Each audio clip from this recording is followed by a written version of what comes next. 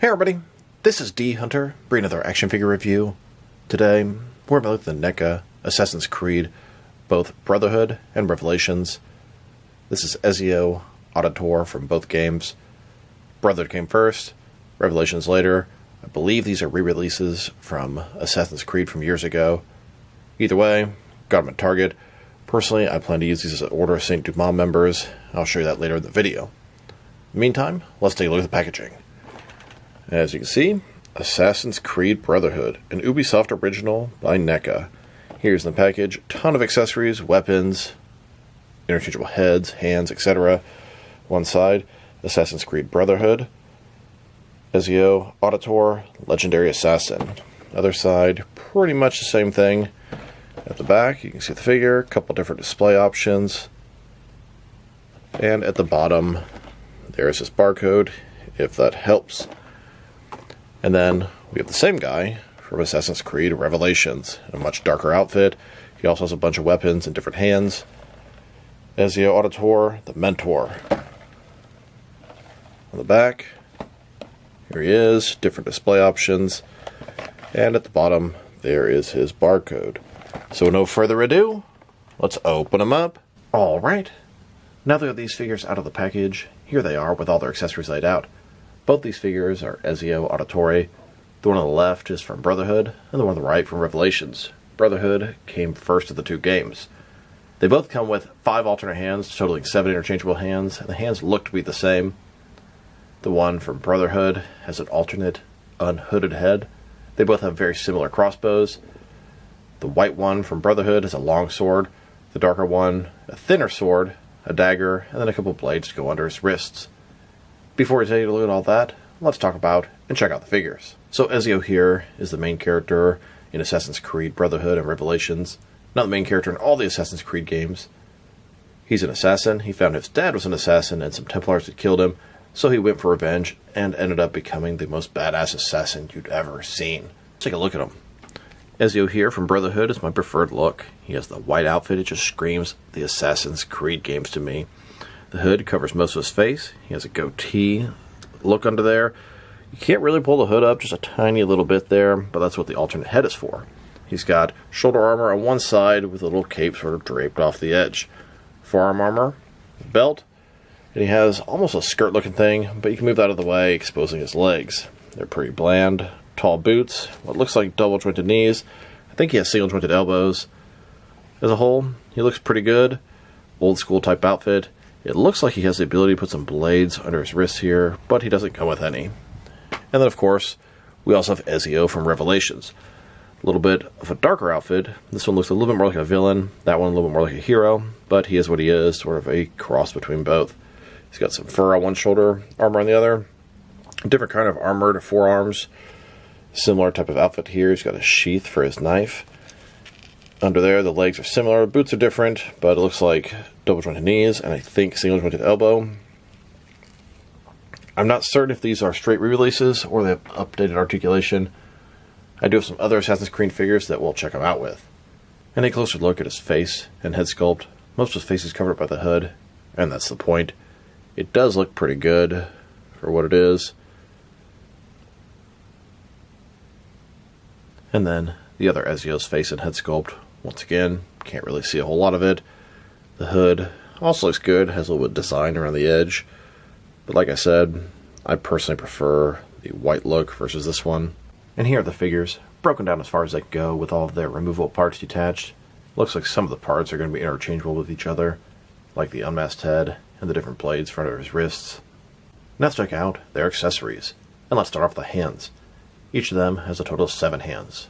4 right hands and 3 left hands. Here they are, with their first pair of hands. These are their fists. And here's their second pair of hands. These are some flat, outstretched hands. And then their next pair of hands, their right hand looks like a gripping hand with a kind of large grip. And the left hand looks like it could potentially hold something, possibly the crossbow. And they both have an additional right hand. This one is a gripping hand with a much smaller grip. Also, can almost double up as a thumbs-up hand. Now let's check out their heads. Each one has a head with a hood or cloak on, and then we have the unhooded or unmasked sort of head. Now, I believe that head should be able to work on either one of the guys. So if you buy both the figures, you have parts that are interchangeable between two. Here's the Brotherhood Ezio with his hood on, and here he is with the hood off. Then we have the Revelations version of Ezio with his hood on, and the Revelations version with the unhooded head. Once again, this is the head that came with the Brotherhood version, but it works with the Revelations version as well. Now for their crossbows. I believe they're done with the same sculpt. You can see it looks to be exactly the same thing with a little bit of a different paint job.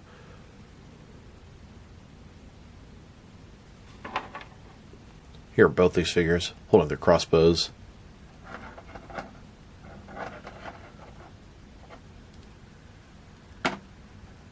Here's a sword that came with the Brotherhood Ezio. Blade looks pretty good. The handle looks fantastic. It almost looks like something out of Princess Bride. Here he is, holding that sword. You can only hold it with the one gripping hand. And here are Ezio's weapons that came with the Revelations version. We have the sort of longer, thin sword. Blade looks good. Handle's very small. Then we have this small dagger here, and that will fit into his sheath or holster. Then we have this little hook thing. I think that will go under his wrist. In addition to that, we have a blade that can go under his wrist as well. Here's this version of Ezio holding that sword, and here holding that knife or dagger. Then holstering that knife or dagger, and here he is utilizing his wrist weapons. We have the blade and then the hook. Be kind of careful putting them in. They're pretty thin. You could possibly break them if you're not careful and force them too hard. And here's the Brotherhood version, utilizing the same wrist weapons. They come with the Revelations version, but work with both of them. Now he has the slots for them, so you'd think he'd come with his own weapons, but whatever. Now this guy, you can push your weapons in pretty far. I believe you can probably do that on both of them, but I had a little more success with him. So you can go back far, then you can kind of pull them out like he's ready to use them. And that goes for both the hook and the blade. Well, this one is a little bit tighter than the other one.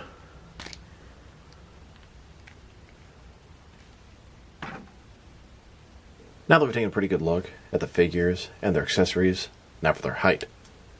From bottom to the top of their heads, close to 7 inches tall, this guy's about 6.9, and this guy's about 6.8. Can translate to around 17.5 centimeters. And now for their articulation, which is very similar in the two figures. Pretty much exactly the same, but some of their accessories and outfits may prohibit things a little bit. Start with their head. Of course, you're going to rotate side to side. Look up and down, just the tiniest bit. Can't really tilt his head from side to side. Shoulders and a ball joint goes out just shy of 90 degrees. Up, down, around, all that good stuff. His sort of cloak or shawl type thing does move out of the way a little bit, giving the arms a little bit more freedom. He's got bicep cut below that. He's got butterfly joints. They go forward and back pretty nicely. Single jointed elbow, and that's probably my biggest complaint about the figure. It goes in less than 90 degrees. And if it was a double jointed elbow, or at least one that could go in a little bit more, he'd hold a sword a lot better. As it is, they don't hold the sword in a very good pose. There's no rotation there. His armor can rotate there. His wrist can rotate. It's not hinged as a ball joint, but it goes up and down a little bit. In his torso, he's got one solid piece on the torso, but his waist is a ball joint. Rotate around, forward and back. He does have an ab crunch under there. You can kind of see that. It is not consistent with NECA's current style of articulation. That's what makes me think it is simply a re-release from years back, but we'll check that out shortly. Legs, completely does the splits, or at least pretty close. They have nice little slits in a skirt type thing that get out of the way. They are ball joints inside of there. They can rotate pretty decently against the ball joint there. They actually, you can kind of see at the top there, the ball joint is, and the leg has rotation there. Double jointed knees, they go all the way back. He's got a boot cut. Then the ankles, forward and back. No tilt or rock, or at least the tiniest little bit. Rotations up in the boot. And of course, he has toe articulation. And the guy from Revelations has pretty much the exact same articulation scheme. The only noticeable difference is the butterfly joint is much more effective on this guy. Everything else is pretty much exactly the same. Here's a look at these two Assassin's Creed figures. Weapons drawn, ready for combat, ready for revenge. Now let's check them out next to some other action figures, starting off with some other Assassin's Creed figures. Here they are, next to what I believe are some older NECA Assassin's Creed figures. They have pretty much the exact same articulation scheme and the same height and scale. And here they are, next to what I believe are some McFarlane Assassins Creed figures. They're also 7-inch scale, and I'd say the articulation is different and probably a little bit worse, but at least size-wise they fit in decent together. Although, look at the size of their heads. Very, very different. NECA has tiny, tiny heads on these guys. McFarlane quite a bit larger. I'd say proportionately, the NECA heads seem very small compared to the bodies. So here are all the Assassin's Creed figures that I have. I personally was only interested in getting the ones that have the hooded looks, as I want to double them up for members of the Order of St. Dumas.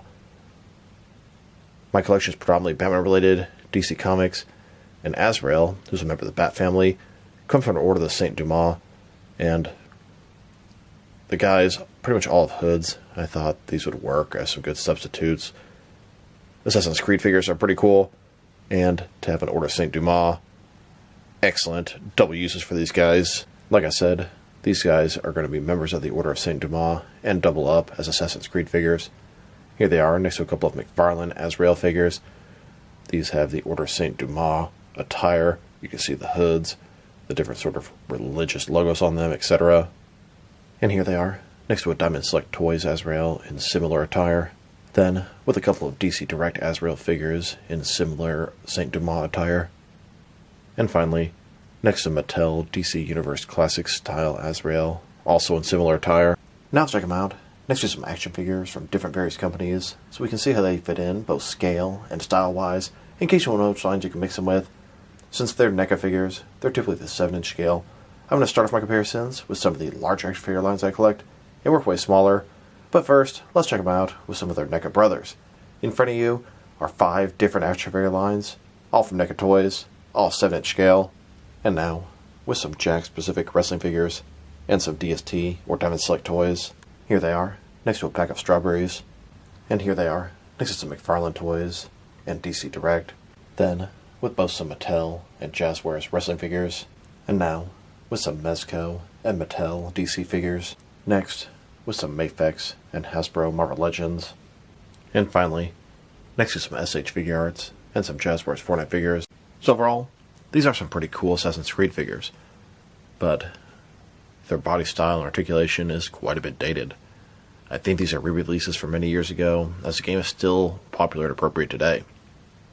Now, my biggest problems with the figures would be their heads just seem far too small for the body, and also the articulation, mainly in their elbows. If they could hold their arms up a little better and bend their elbows a little bit more, they could really get some better poses with the swords and the crossbow, but as it is, it just doesn't look that good. Their sculpt and paint job are excellent. Articulation is a little bit limited, mainly in the elbows.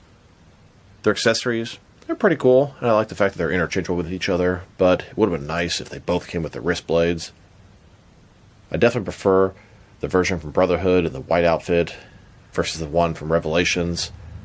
And if I were to rate these figures, probably going to give the Brotherhood version, the one I prefer, like a 6.5, and the other one, a 6, that type of area. I mean, they're nice figures, but they have some flaws, and they're kind of dated for 2024. So this is D Hunter. Thank you guys for watching this video. If you liked the video, press like below. If you have anything you want to say about the video, add to the comment section. If you want to see additional action figure reviews from me, press subscribe. I do appreciate when you do that. Once again, this is D Hunter.